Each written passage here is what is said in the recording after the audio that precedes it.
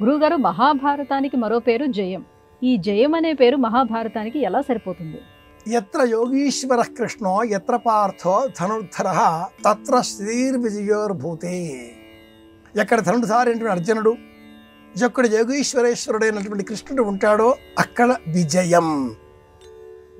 వేదంలో ఉండే సారమంతా కూడా మనకు రామాయణం బోధించగా, లౌకికమైన జీవన విధానాన్ని, సాంఘికపరమైన మానవ జీవన విధానాన్ని మహాభారతం బోధిస్తుంది.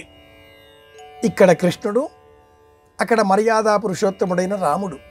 రాముడు స్వయంగా ధర్మాన్ని ఆచరించి చూపగా, కృష్ణుడు ధర్మాన్ని బోధించి నిర్వహించాడు.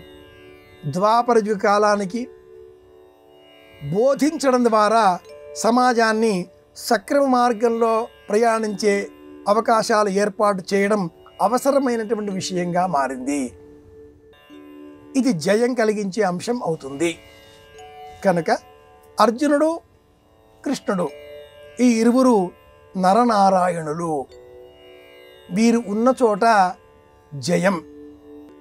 వనపర్వంలో అర్జునుడిని వెంట పెట్టుకొని కృష్ణ పరమాత్ముడు అడవులకు వెళ్ళాడు. ఆ సంచారం చేసే క్రమంలో ఖాండవ వనం దట్టంగా మారిపోయింది. అనేక విషసర్పాలకు, భయంకరమైన క్రూరమైనటువంటి జంతువులకు ఆలవాలంగా మారింది. వృక్షాలు సైతం విషవృక్షాలుగా మారి ఉన్నాయి. వనాలను దహించకూడదు, మహాపాపం. కానీ ఇక్కడ కృష్ణుడు బోధించాడు, నారాయణుడు బోధించాడు, నరుడు అనుసరించాడు. ఖాండవ వన దహనం సాకారమైంది. కాబట్టే జయం అన్నారు. కృష్ణుడు బోధించిన ప్రతి సందర్భం కూడా జయం కలిగించే అంశమే అయి ఉన్నది. విరాట పర్వం కావచ్చు, అనుశాసనిక పర్వం కావచ్చు, శాంతి పర్వం కావచ్చు, లేదా వన పర్వంలోనే ధర్మరాజాదులు అన్నేళ్ల పాటు సంచారం చేశారు, వనాలలో విహరించారు. ప్రతి సందర్భంలో కూడా కృష్ణ పరమాత్ముడే వారిని ప్రబోధం చేస్తూ అనుయాయిగా సలహాలు అందిస్తూ ఉన్నాడు. కనుక ఎక్కడ కృష్ణుడి సలహా ఉంటుందో అక్కడ జయం.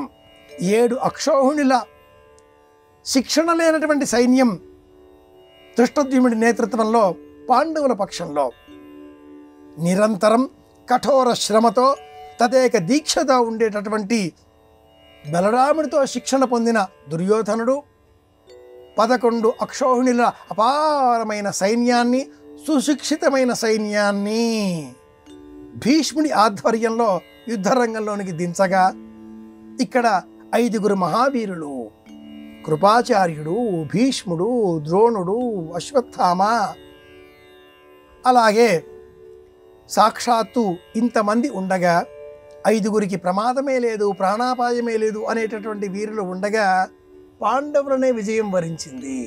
పాండవ మధ్యముడు నరుడు, పరమేశ్వరుడు శ్రీమన్నారాయణమూర్తి కృష్ణుడు. కనుక ఈ మహాభారతానికి జయం అన్న పేరు సార్థకమైంది. ఇది విషయం.